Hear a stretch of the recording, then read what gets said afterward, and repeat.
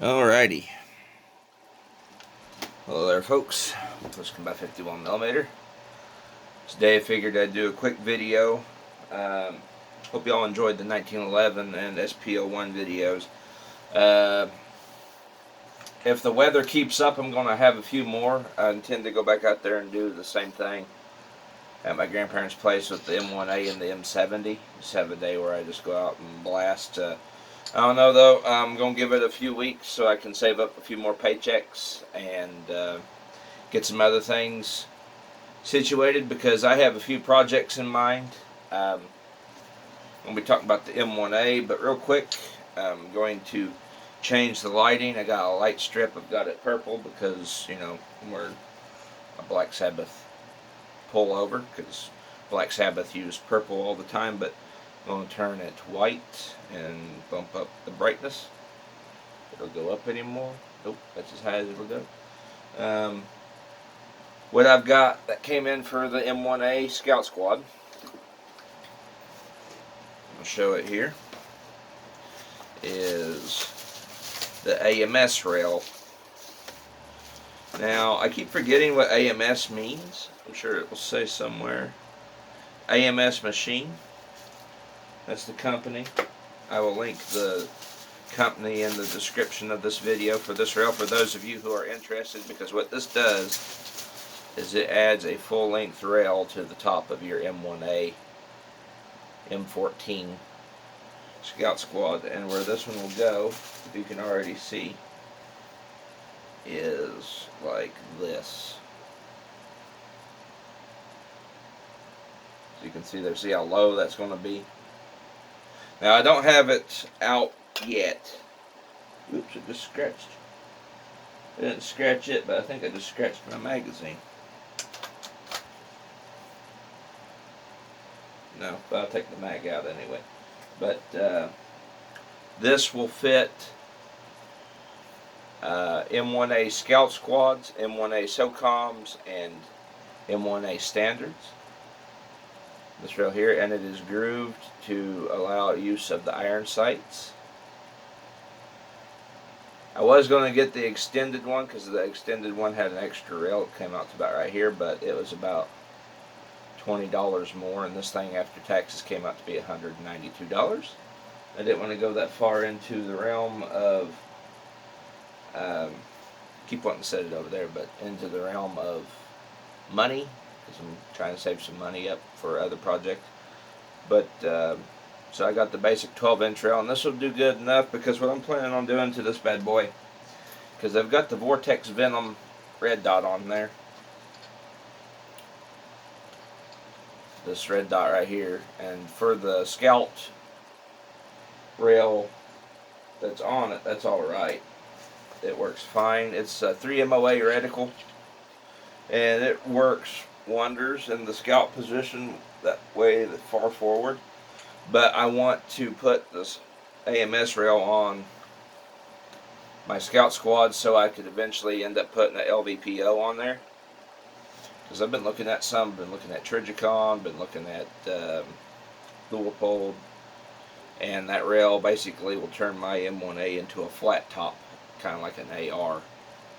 And I'll be able to put a scope further back. Get something with some variable zoom.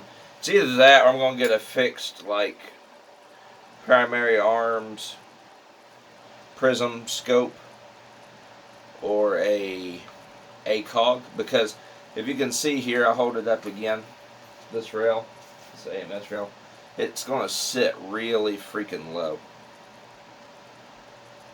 because it'll sit about right there, about where the mount for the one that it came with is. But look how far low back here on the receiver, because it fits in this, the back end locks in this right here, this dovetail where the stripper clip guide is.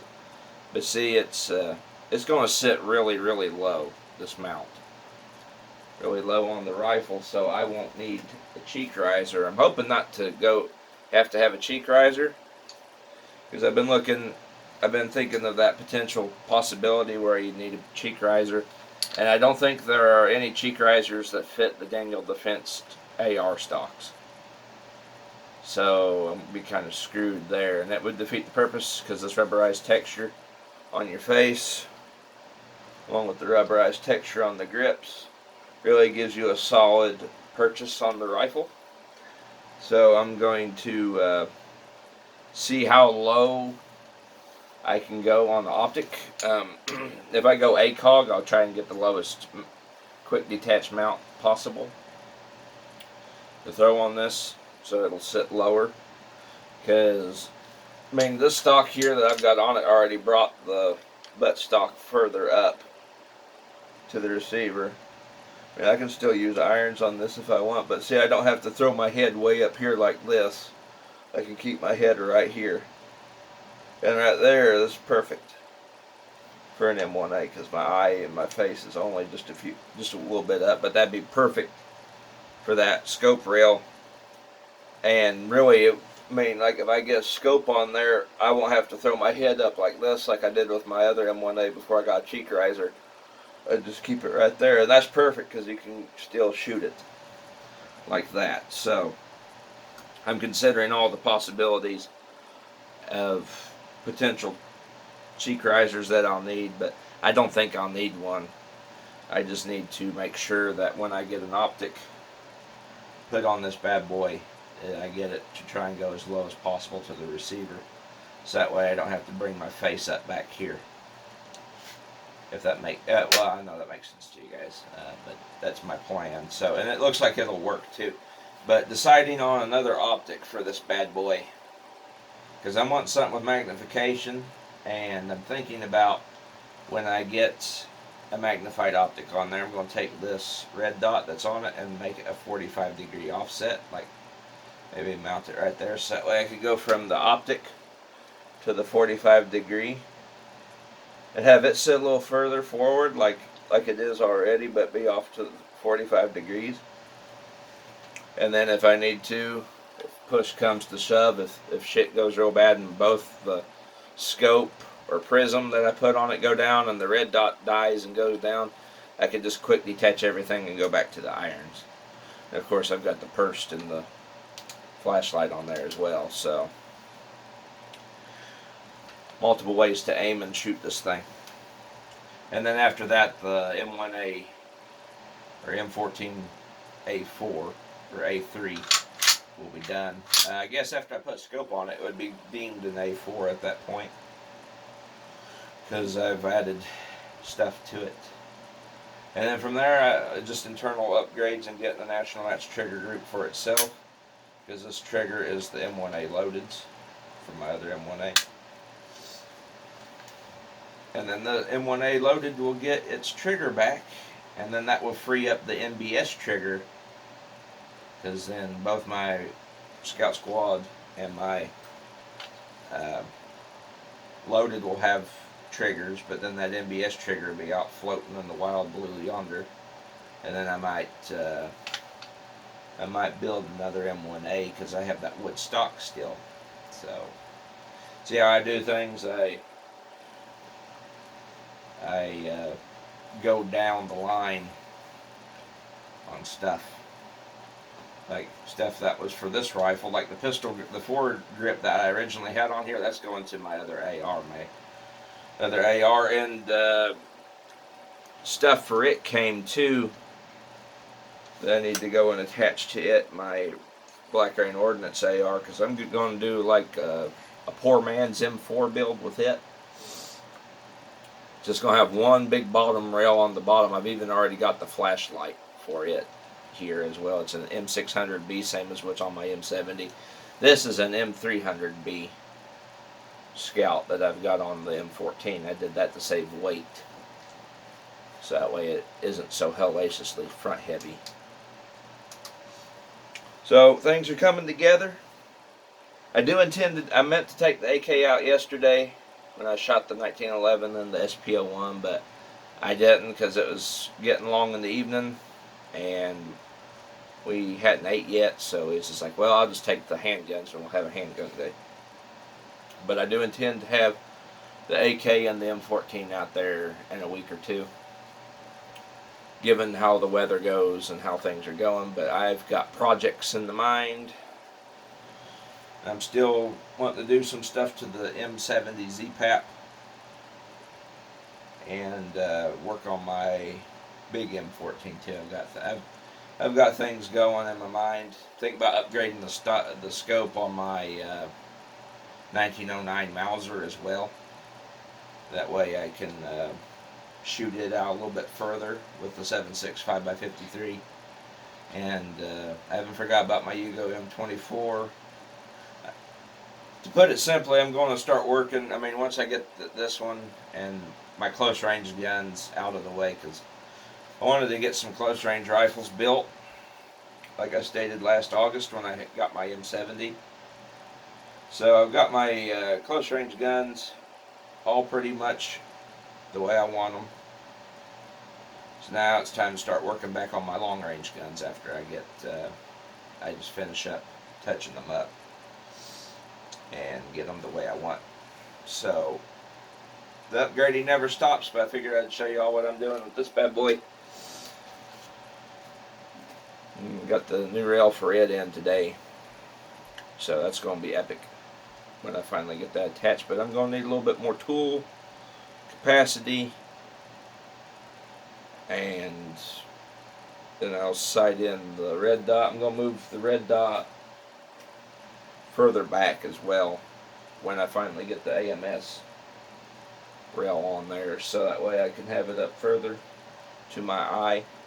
Not that I have any issues with it where it's at, but I do tend to lose. Well, I have to increase the brightness, and then I wash out my target when it's this far forward. So if I bring the little red dot back further until I get an LVPO, a prism, or an ACOG, it will be further back here. That way I don't have to crank up the brightness on that dot and wash out my target. So, oh, and I do intend to do some little distance shooting with this bad boy when I get some magnification on it. I want to see how it will group at 200 yards, and then try my hand out to 500 with it someday. But after I get it all organized and figured out, then it'd be working for bullets, finding what it likes to shoot. I've shot 150s, 147s, 165s, and 168s, and I think it really liked the 165s. This one likes a 165 grain bullet because it was shooting them puppies out there real tight, even with a red dot. So this one may like a little bit heavier bullet than my loaded. My loaded shoots 150s really good.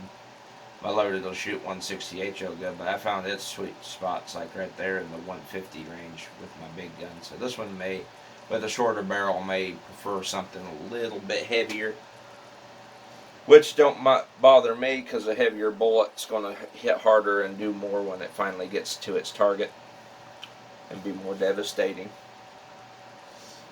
Turn that purse on. Oh yeah.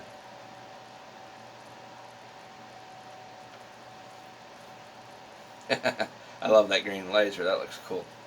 I got a lot I want to do to this bad boy. I got a lot I want to do to all of them. So anyway, I figured I'd do this little quick update since I've been in the video editing mood, and I've been putting up videos, so I may as well keep the train rolling, keep that energy going.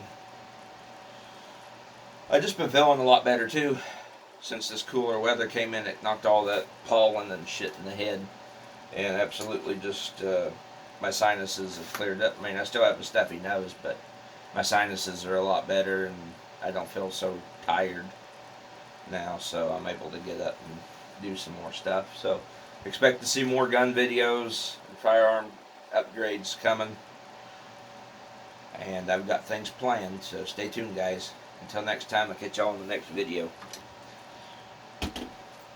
Peace, and listen to Black Sabbath, because they're badass. Let me set this dude over here.